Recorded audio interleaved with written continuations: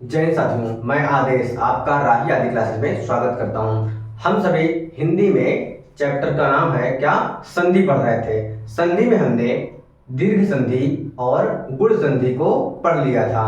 आज हम सभी स्वर संधि का तीसरा पार्ट क्या पढ़ेंगे, यण संधि को पढ़ेंगे। हम देख लेते हैं यण संधि की परिभाषा। आप सभी पूरा सहयोग कीजिए, अधिक से अधिक लोगों को शेयर कर दीजिए क्लास को और लाइक कीजिए, और आप अपना कमेंट के माध्यम से आप अपनी राय दीजिए। अब हम सभी अपनी क्लास को शुरू करते हैं, ज्यादा देर ना करते हुए। हमें पढ़ना क्या है आज, यण संधि पढ़ना है। यण संधि की परिभाषा क्या होती है, यदि ह्रस्व या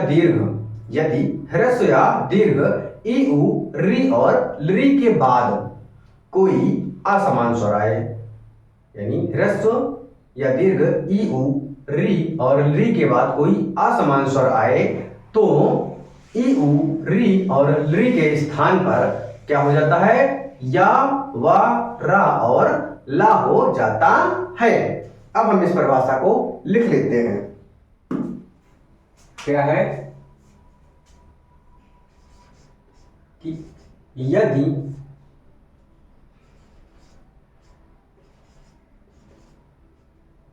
ह्रस्व या दीर्घ ई उ री लृ के बाद, यदि ह्रस्व या दीर्घ ई उ री लृ के बाद कोई क्या, कि कोई असमान स्वर आए,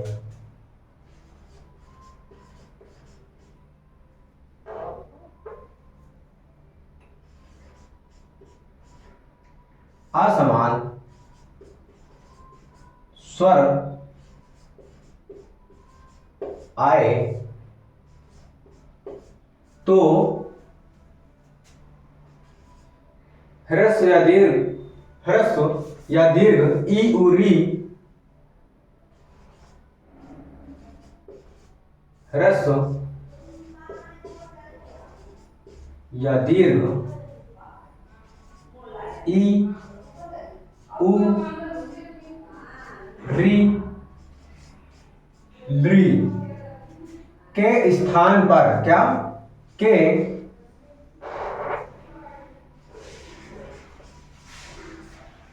स्थान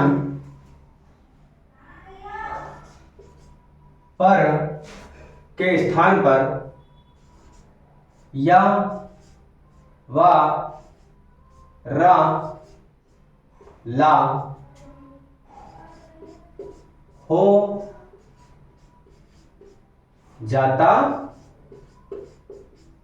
है। ये हमारी परिभाषा हो गई कि यदि ह्रस्व या दीर्घ ई उ री के बाद कोई असमान स्वर आए तो ई उ री और लृ के स्थान पर या रा ला वा हो जाएगा। यानी ई के बाद ई नहीं आना चाहिए, कोई दूसरा स्वर आए। उ के बाद उ नहीं आना चाहिए, कोई दूसरा स्वर आए। ठीक उसी प्रकार री और लृ के बाद, ठीक री और लृ ना आए, कोई दूसरा स्वर आए, बोला गया है कोई असमान स्वर आए, तब क्या होगा, हमारा या वा रा ला हो जाएगा। यह हमारी क्या होती है, यण संधि होती है। अब हम सभी देखेंगे क्या, यण संधि के कुछ उदाहरण देखेंगे। जैसे यदि धन, उदाहरण है यदि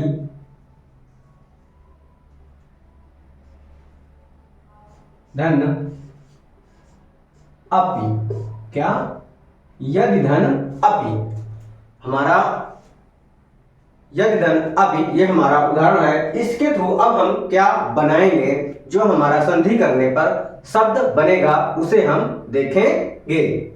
जैसे यहां पर क्या आया है, ई आया है पहले वाले भाग में, यदि में ई आया है ह्रस्व और प्लस इसके बाद क्या बोला था, कोई असमान स्वर आए, यानी ई के बाद ई नहीं आना चाहिए, ह्रस्व या दीर्घ कोई असमान स्वर आए तो यहां पर आ आया है तो क्या हो जाएगा, उसके स्थान पर यानी ई के स्थान पे या होगा, और जब ऊ आएगा तो वाह बनेगा, री आएगा, री के बाद कोई असमान स्वर आएगा, यानी ई के बाद कोई असमान स्वर आएगा तो या बना देंगे, और ऊ के बाद कोई असमान स्वर आएगा तो हम उसे व बनाएंगे, और री के बाद कोई असमान स्वर आए तो हम उसे रा बनाएंगे, और री के बाद कोई असमान स्वर आए तो हम उसे ला बनाएंगे। तो यहाँ पर क्या है, ई के बाद कोई असमान स्वर आ आया है तो हम यहाँ पर क्या बनाएंगे, या बनाएंगे।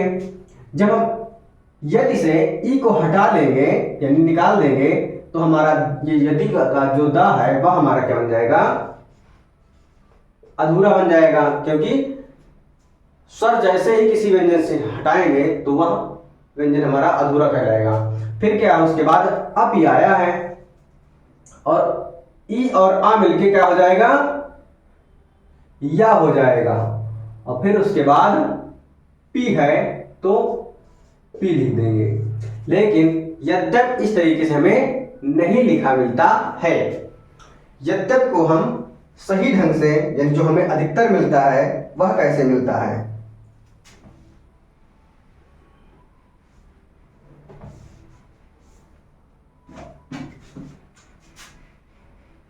या हो गया और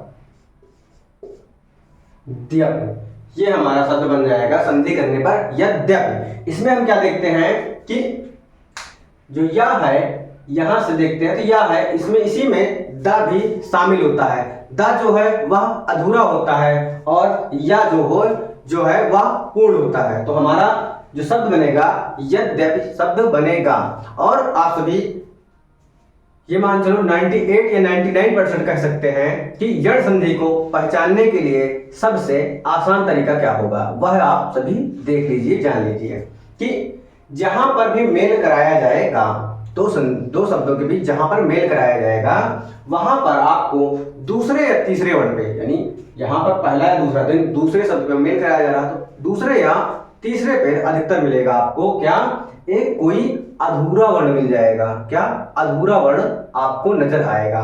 तो वहां पर हमें यण संधि को हम आसानी से पहचान सकते हैं। जैसे यहां पर देखें तो यहां पर यद्यपि में द आपको अधूरा वर्ण मिल रहा है। इसके बाद कुछ और उदाहरण हम देखेंगे तो आपको निश्चित रूप से समझ में आ जाएगा। उसके बाद है प्रतिधन अर्पण, क्या है, प्रतिधन अर्पण। अगर आप सभी देखें तो यहां पर ई आया, उसके बाद असमान स्वर आ आया, हम इसको क्या बना देंगे, या बना देंगे। तो इसी प्रकार से यहां पर प्रत्यर्पण, प्रत्यर्पण शब्द बन जाएगा, प्रत्यर्पण शब्द बन जाएगा। आप सभी देखिए यहां पर दूसरे या तीसरे स्थान पर आपको ये जो ता है यह अधूरा नजर आ रहा है। यही हमारा यण संधि की पहचान करने की सबसे आसान है। अगर आपको परिभाषा नहीं आती है तो हम केवल इतना ध्यान रखेंगे कि यण संधि में दूसरे या तीसरे वर्ण पे हमें अधूरा शब्द मिलेगा। जैसे हमारा यद्यप में भी यहाँ पर ता अधूरा, यहाँ पर प्रत्यर्पण में भी ता अधूरा। जैसे प्रतिधन अर्पण आया तो यहाँ से ई और आ मिलके हमारा क्या बन गया, या बन गया है। अब हम और उदाहरण देखते हैं, जैसे अतिधन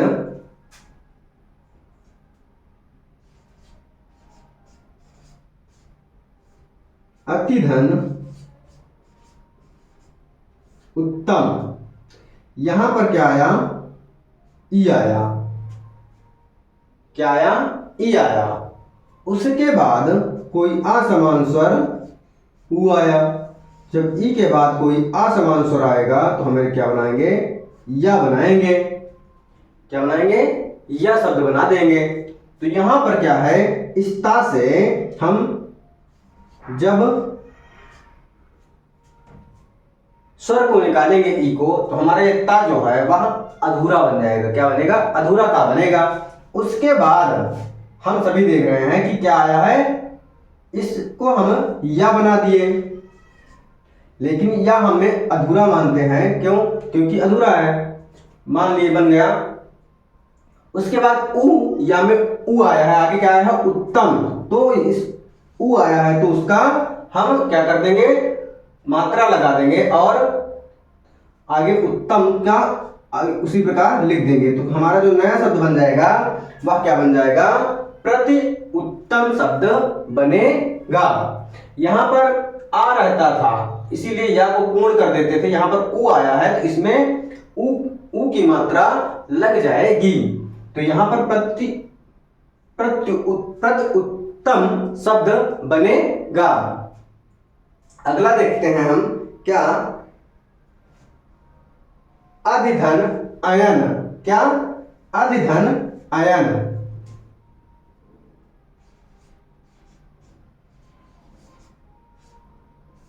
अधिधन अयन। यहां पर भी आप सभी देख रहे हैं कि ई आया है और उसके बाद आ आया है। इसको हम बना देंगे या। तो बनेगा क्या हमारा?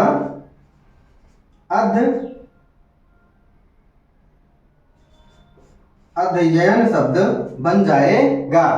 यहां पर अगर आप सोच रहे हैं कि दो या आ गए, तो एक या तो ई और आ का है और उसके बाद जो आगे अयन का यन बना था, बचा हुआ था, उसी को हम लिख दिए हैं। अध्ययन शब्द बन गया। इसमें भी देखिए और इसमें भी दूसरे स्थान या तीसरे स्थान पर आपको हमेशा अधूरा वर्ण ही नजर आ रहा है। इसलिए हमारा यह यण संधि पहचानने का सबसे आसान तरीका है। आगे देखते हैं, क्या?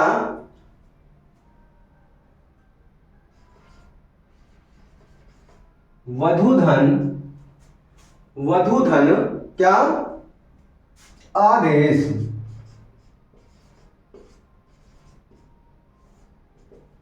अब यहां पर क्या आया है? वधु से उ है और यहां पर आ शब्द आया हुआ है। क्या?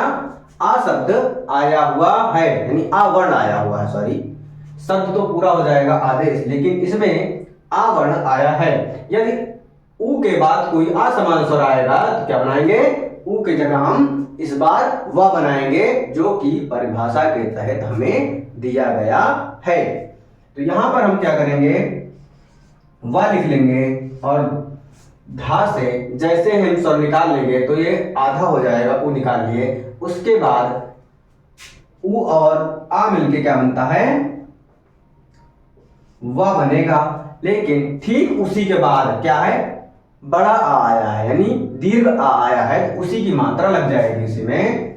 तो हमारा देखें तो हम व ऐसे लिख सकते हैं, लेकिन हम जिस प्रकार से मात्रा आएगी उस प्रकार से यहाँ पर परिवर्तन होगा। तो व बना देंगे और जब हम व बना दिए और उसके बाद आदेश लिखा हुआ है तो हम उसी प्रकार लिख देंगे।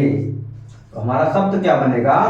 वध्वा देश। वध्वा देश, ये हमारा शब्द निकल कर आएगा संधि करने पर। और आप सभी देख रहे हैं कि यहां पर भी दूसरा वर्ण या तीसरा वर्ण जो भी होगा वो हमारा अधूरा नजर आएगा। इस बात को हमें ध्यान में रखना है। तो ये हमारी क्या हो गई? यण संधि हो गई। अब देखते हैं दूसरा उदाहरण। मधुधन अरि। क्या? मधुधन अरि। यहां पर उ आया है, उसके बाद असमान स्वर आ आया है, तो इसका बनाएंगे वा और हमारा जो शब्द बनकर आएगा मध्वरी शब्द निकलकर आएगा संधि करने पर। और ठीक सभी की तरह इस वाले उदाहरण में भी हमारा दूसरे स्थान पर अधूरा शब्द मिल रहा है। ये हमारे सभी शब्द क्या हैं? दीर्घ संधि, सॉरी, यण संधि के उदाहरण हैं। आगे देखते हैं, क्या?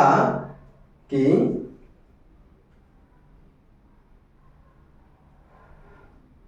मधुधन ओदन, क्या? मधुधन ओदन। यहां पर भी ऊ है, उसके बाद असमान स्वर ओ है, हम क्या करेंगे, इसका व बनाएंगे और उसके बाद जो भी पाई यानी मात्राएं आएंगी उसे हम लगा देंगे। तो यहां पर जो हमारा संधि करने का शब्द बनेगा वो क्या बनेगा, मध्वोदन। मध्वोदन शब्द निकल कर आएगा और इसमें भी यण संधि है तो दूसरे या तीसरे वर्ण पर हमें अधूरा शब्द, अधूरा वर्ण नजर आता है। यह हमारी यण संधि की बहुत ही आसान तरीके से पहचान करने का नियम है।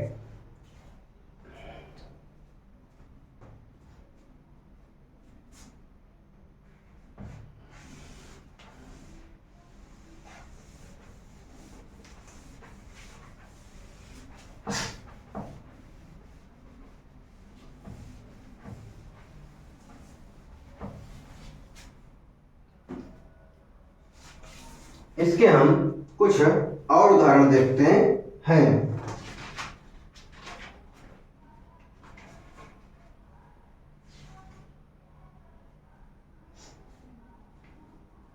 अब देखते हैं कौन सा, हम रा वाला उदाहरण देख लेते हैं।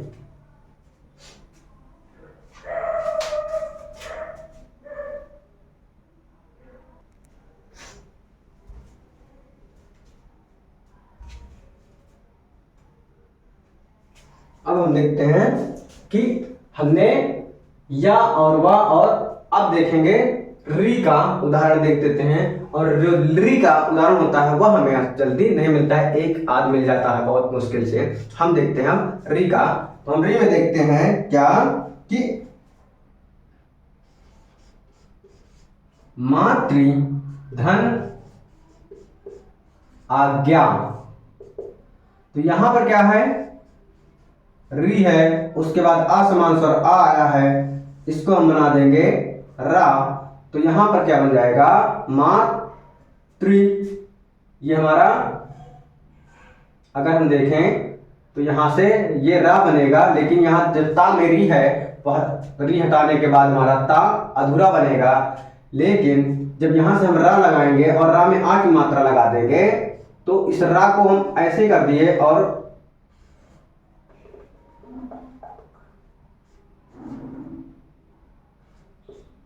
आज्ञा का ठीक उसी प्रकार मात्रा लगाकर हम आज्ञा शब्द लिख दिए। तो हमारा जो शब्द बनेगा वह बनेगा मात्राज्ञा।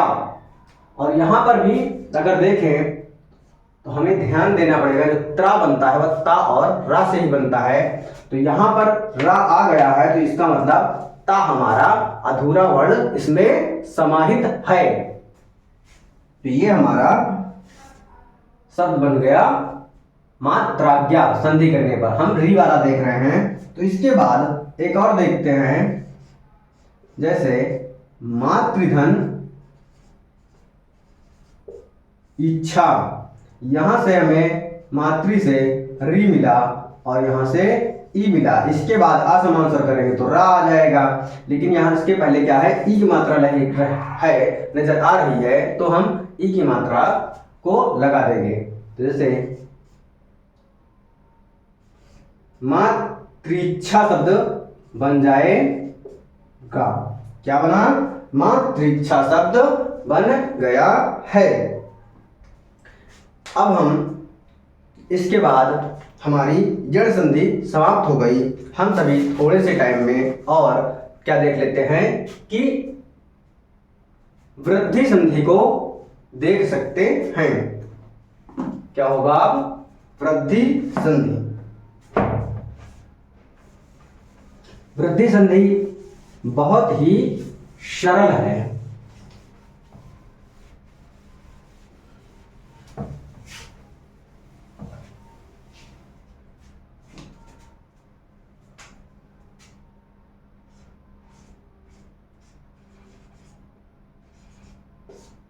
वृद्धि संधि। वृद्धि संधि।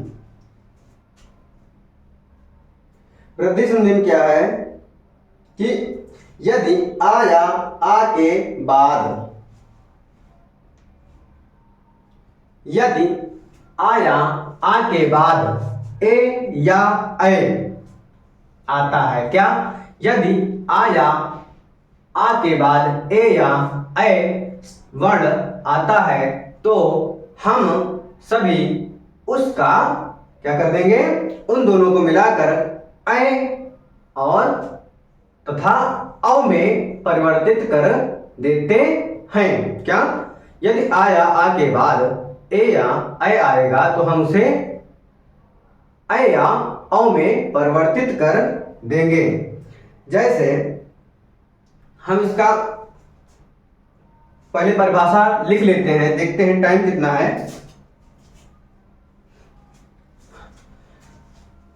परिभाषा लिखते हैं कि यदि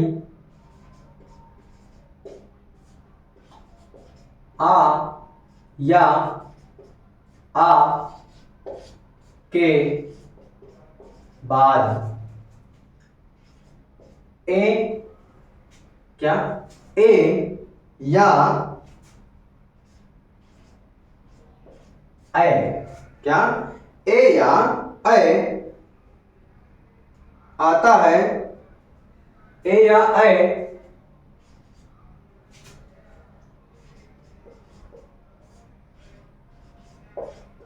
आता है तो हम उसे ऐ कर देंगे। और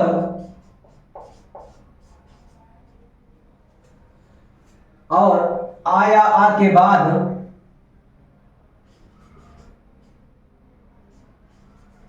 आ या आ के बाद ओ या औ आता है तो उसे औ कर देते हैं। तो हमें यहां पर क्या देखना है, ऐसे देख लेते हैं बहुत ही आसानी से।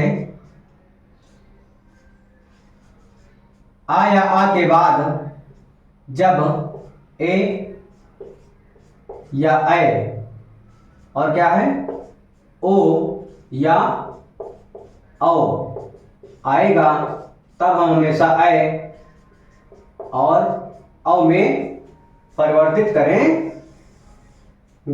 क्या करेंगे, परिवर्तित करेंगे।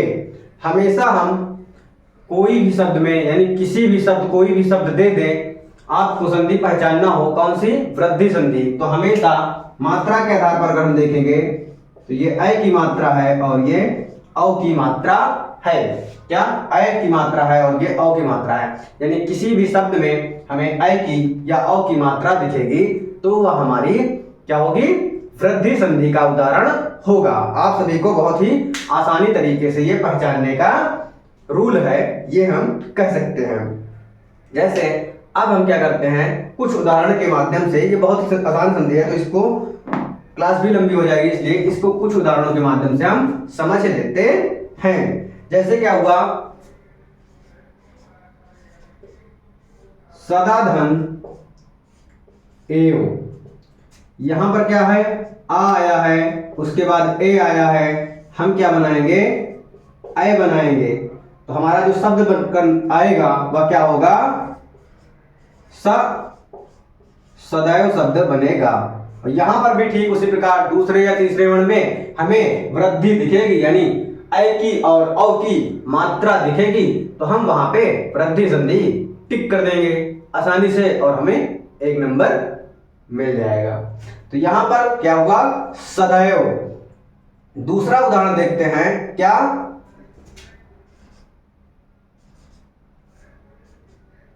पचधन एते, यहां पर क्या आया, आ आया, यहां पर ए आया, इन दोनों को मिलाएंगे अय बनाएंगे, शब्द क्या बनेगा? प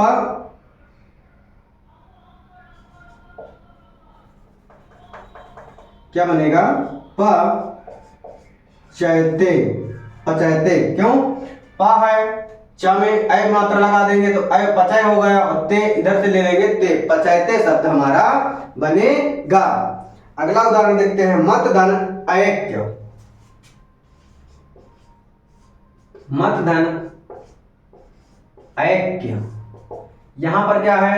आ है, उसके बाद अय आया है, चाहे ए आए चाहे अय आए, उसको हमें बनाना है अय में ही। तो यहां पर जो हमारा संधि करने पर शब्द बनेगा वह बनेगा मतैक्य। क्या बनेगा? मतैक्य शब्द बन जाएगा। यहां पर भी दूसरे शब्द पे, यहां पर भी दूसरे शब्द पे हमें डबल मात्रा दिख रही है, वही हमारी दीर्घ है। तो हम क्या करेंगे? वहां पर हम हमेशा डबल पाई जिस शब्द में मिलेगी वहां हम हमेशा टिक क्या करेंगे कि वृद्धि संधि पर टिक आसानी से कर देंगे। इसके कुछ और देखते हैं उदाहरण, जैसे क्या? महाधन औषधि, महाधन औषधि, यहां पे आया, उसके बाद ओ आया, हम इनको मिला, इन सब दोनों को मिलाएंगे आ और ओ को, तो हम क्या बनाएंगे? औ बनाएंगे। हमेशा वृद्धि संधि में जब शब्द बनेगा तो उसमें डबल मात्राएं दिखेंगी। यहां पर देखते हैं हम क्या बना, डबल मात्रा लगा देंगे, महोषधि, महोषधि शब्द बनेगा।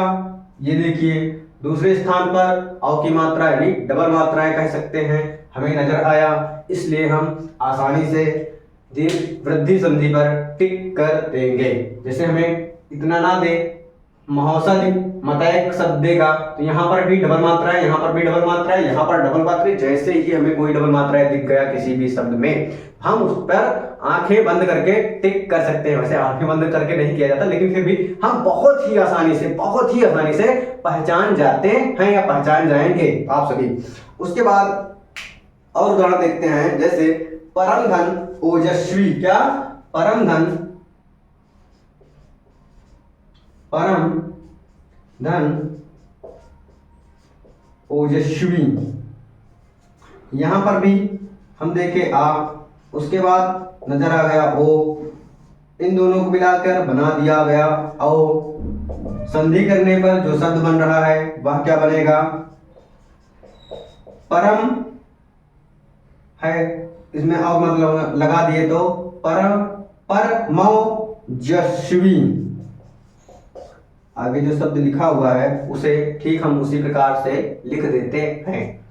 तो क्या शब्द बन गया? परमौजस्वी शब्द हमारा बना। यहाँ पर जहां से हम मेल कराते हैं, जहां पर मिलते हैं और हम देखते हैं अधिकतर में दूसरा या तीसरा मिलता है, सगल हर जगह पे दूसरा शब्द दूसरा वर्ड पे मिल रहा था। यहाँ पर क्या हुआ? तीसरे शब्द से मेल कराया गया, तो तीसरे वर्ड पे हमें तीसरे वर्ड पे डबल मात्राएं दिख रही हैं। तो हम सभी क्या करेंगे कि आसानी से पहचान गए डबल मात्रा है तो क्या कि यह वृद्धि संधि का उदाहरण है। एक और उदाहरण देखते हैं हम कि वन धन औषधि। क्या? कि वन धन औषधि, यहां से आ, उसके बाद ओ, इन दोनों को मिलाकर बनाए डबल मात्रा वाली आओ, और जो शब्द बनेगा वह क्या बनेगा? वनौ,